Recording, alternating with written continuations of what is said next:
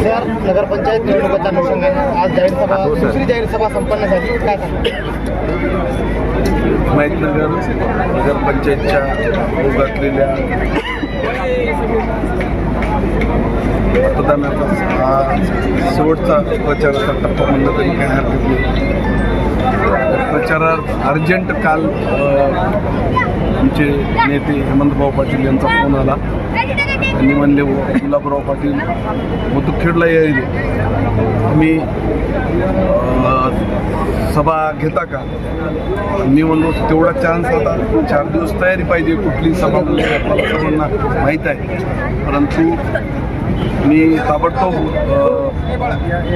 विवेक देशमुख यांनी आम्ही कोणकडे गेले, तालुका प्रमुखाला, कृषी पत्राला, विकास पत्राला, पदाधिकाऱ्याला, त्यांचं म्हणणं आले की आपल्याकडे ग्राउंड शिल्लकच नाही, सभा कुठे घेऊ? म्हणलो कुठेही घ्या, इथं तर भाजपनं बुक केलेली आहे. मग गावामध्ये घ्या, गावामध्ये ग्राउंड नाही असं त्यांचं म्हणणं होतं. परंतु एवढ्या अर्जंटसुद्धा सभा लावली आणि आपण बघितलं असेल की सगळे मंत्री महोदय गेल्याच्या नंतर सुद्धा लोक बँड वाजवीत आपल्या पेंडॉलमध्ये येत होते. कारण नगरसेवक तिकडं म्हणजे त्यांचे कार्यकर्ते आणण्यामध्ये व्यस्त होते आणि साहेबांना तात्काळ त्यांच्या पाचोऱ्या इथं संध्याकाळची सभा आहे, हेलिकॉप्टर नंतर उडू शकत नव्हतं. पण अशा परिस्थितीत सुद्धा एवढ्या मोठ्या लोक जमले इथं आणि सभा सक्सेस झाली. आम्ही येतेवेळेस आम्ही पाहिले की बाजूचं ग्राउंड पूर्ण भरून होतं.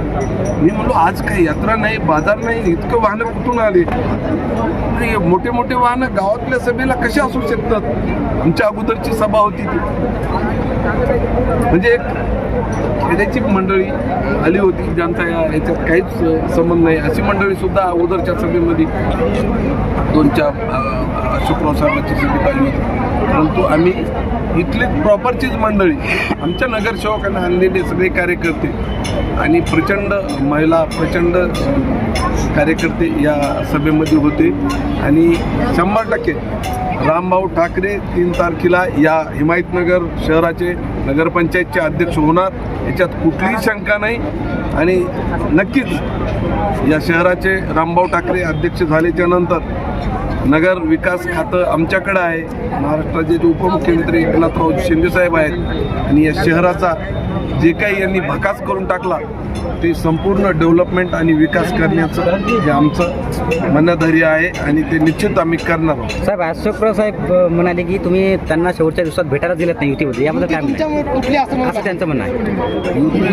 आमच्यामुळं जर तुटली असती तर वार्ड नंबर 12मध्ये आम्ही आपले अध्यक्षाचे पदाचे उमेदवार रामभाऊ ठाकरे यांच्या पत्नीला दोघांना उमेदवारी दिली असती. आमच्याजवळ काय कॅन्डिडेट नव्हते, काय एका जागेसाठी 5-5 कॅन्डिडेट होते.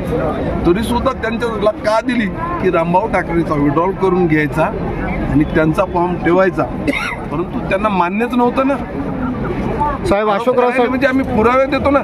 माझं संभाषण माझ्याकडे मी आता कधीच कोणाचा कॉल रेकॉर्ड करत नाही, मला माहीत सुद्धा नाही. परंतु माझा CDR काढा.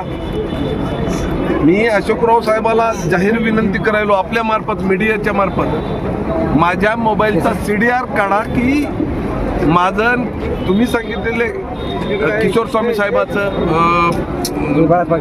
अशोकराव साहेबाला मी 10 मिनटं बोललो.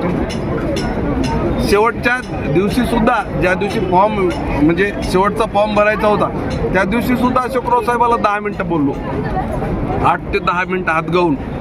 आणि बोलले की नाही बोललं हे माझ्याकडे पुराव्यासहित CDR काढलं की पुराव्यासहित निघतात.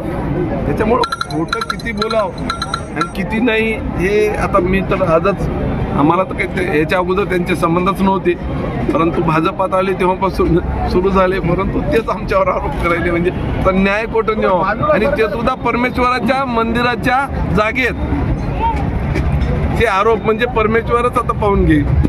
सर, येणाऱ्या नगरपंचायत निवडणुकीमध्ये तुमच्या किती जागा येताना तुम्हाला दिसतात? आमचा नगराध्यक्ष आणि बहुमत येईल असं आम्हाला वाटते. साहेब, मागील माजी नगर जे अध्यक्ष आहेत कुणाल राठोड त्यांनी पत्रकार बांधवाला एक आश्वासन दिलं होतं की पत्रकार बांधवासाठी एक पत्रकार भवन बांधून देतो असं त्यांनी आश्वासन दिलं होतं. त्याबद्दल आपलं मत काय? त्यांनी आश्वासन दिलेलं पाळलं नाही, बरोबर नाही ना. आम्ही तुमच्यावर अपेक्षा काय ठेवू? आता नगर पंचायतचे अध्यक्ष आमचे बसू द्या, जिथं कुठे शिल्लक जागा आहे ते निश्चित आपण देऊ. मी एवढी ग्वाही देतो तुम्हाला, त्याच्यात बदलच होणार नाही. ठीक आहे. जे घड तेवढंच बोलतो. एकही असा शब्द माझ्या लाईफमध्ये सगळा की पकडून दाखवा मी हे बोला हे झालं नाही. मी जे आमच्या जाहीरनाम्यात आहे ते करणारच. माझा एकही शब्द गळा नसते आणि हे सत्यच आहे, सगळ्या महाराष्ट्राला माहीत आहे. सर, येणाऱ्या काळामध्ये किती दिवसामध्ये खासदार पाटील तुमच्या पक्षात तुम्हाला वाटते? कॉन्टॅक्टमध्ये आहात का तुमचे? आमच्या कोणाच्याही कॉन्टॅक्टमध्ये नाही तर ओके.